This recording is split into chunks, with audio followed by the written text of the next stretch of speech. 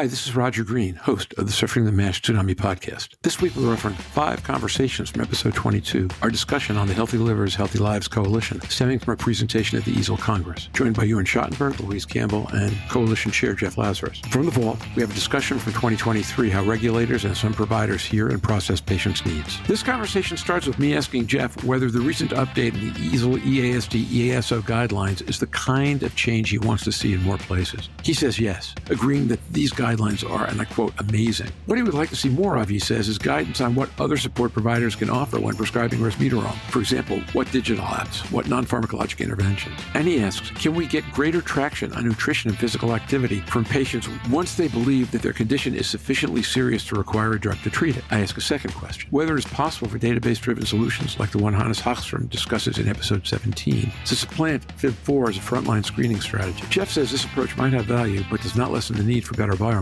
Jörn discusses how digitalization enables us to make better use of the tests we have by plotting change over time, which produces more reliable assessment. Jeff remembers a paper Jörn co-authored on the big data subject, but the challenge was that not all the tests in the algorithm are available in Germany. Jörn describes this challenge as an issue with many big data approaches. The conversation ends with Jeff describing an exciting first, a United Nations General Assembly side event, a breakfast, to bring together stakeholders who work on policy for NCDs and health systems to share why stakeholders should be more aware of MASLD and should consider ways to act. We don't talk about public policy and MASLD very much on this podcast, except when somebody named Jeff, usually Lazarus, sometimes McIntyre, is with us, or when we're discussing regulatory decisions. This conversation moves fast and covers a broad range of issues, so just sit back, listen, learn, absorb. When you're done, join the conversation in our LinkedIn discussion group.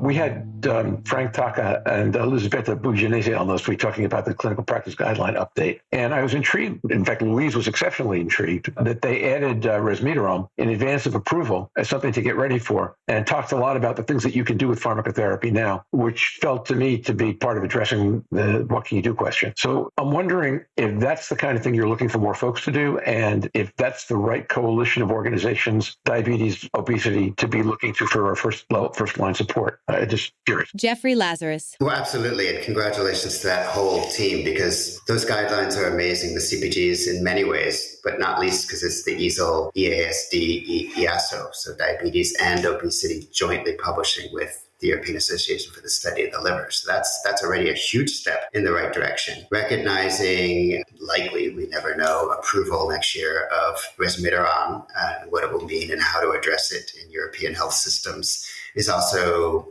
visionary. So we don't have to go through a whole update process in a year. So I think that was great. What I'd like to see more of is what can you do when you prescribe resmetirom? So what else can a hepatologist, another prescriber, do in terms of non-pharmaceutical interventions? Going back to what Jörn said, what kind of digital support? Will they also get an app? If they're going to get an app to help with their adherence, can it also have some hacks about, have you taken enough steps today? Are you eating healthily? There's plenty of great apps in really every European language on diet and exercise. So we're going to use those apps or websites or even the own hospital's tools, digital or pamphlet or otherwise, so that we can have nutrition-aligned drug rollout, because the relative efficacy of resmetirom is fairly low, but I think we can get the real world effectiveness up if we're also doing what we know works, which is nutrition and physical exercise. Maybe we don't know yet. Maybe there'll be an added motivation to do that. If you realize I have such a serious liver issue that I needed a prescription drug, well, now I actually am going to do what the doctor's been telling me, or do a little bit more of it in terms of that exercise and changing their diet. It's an uphill battle for people to change their lifestyle, to change their behaviors, but something that can help actually is a prescription drug, because it confirms, the seriousness of their condition to them.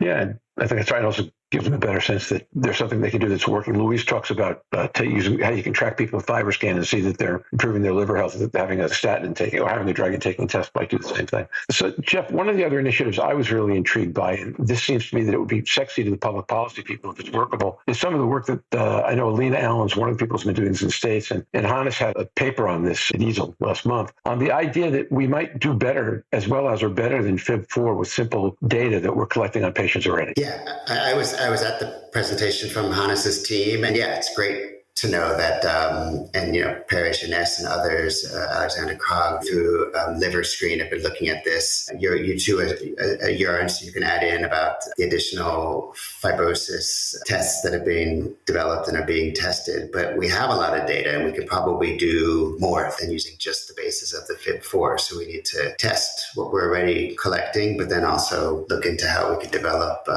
even better biomarkers, because we need to be able to test people really as simply as possible and at low cost as possible. Jörn Schattenberg. Yeah, what Jeff says is how to refine the FIB4. What's the better way? And I think as we move further down into digitalization in the healthcare systems, there's many more ways we can do that beyond taking a blood test. You can look at historic blood tests, and in particular, if you have multiple blood tests, I think you can refine accuracy by seeing changes in categories. So I do believe in this highly prevalent disease. This is one way to develop that and have digital solutions flagging physicians that are managing the patients to the likelihood of advanced disease, and including that in the management. Inpatients or outpatients, allowing them to be managed actively by themselves, as we discussed earlier, nurse practitioners. So with a highly prevalent disease as that, digital solutions is one way to address this. So Jörn, if I remember, I think it was the liver risk that was published with you all in the Lancet. And so it had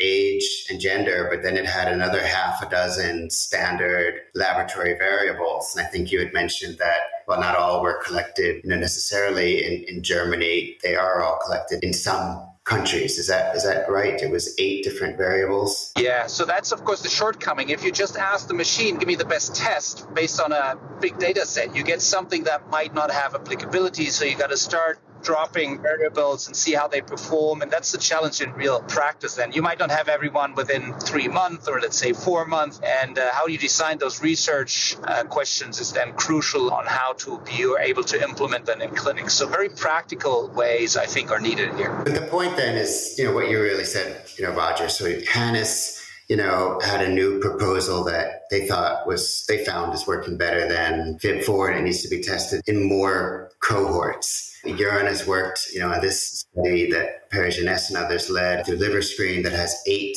variables. So we need to be doing more of these studies. But again, we're going to need a top-down approach. And I know we only have a few minutes left, so I wanted to tell you about one initiative coming up where we hope to put that kind of pressure, because what we've seen from diabetes, cancer, HIV, biohepatitis, you name it, is that when the World Health Organization comes out with a global health sector strategy that all member states agree to in the annual World Health Assembly, a number of countries do start to take action, especially when the reporting comes and they start to see themselves doing poorly compared to when the high-income countries see themselves doing poorly compared to their neighbors or even the low-income countries. It can spur action. So I am a believer in these kinds of action plans and strategies to spur action. So in mid-September, we'll hold the first United Nations General Assembly MASH side event.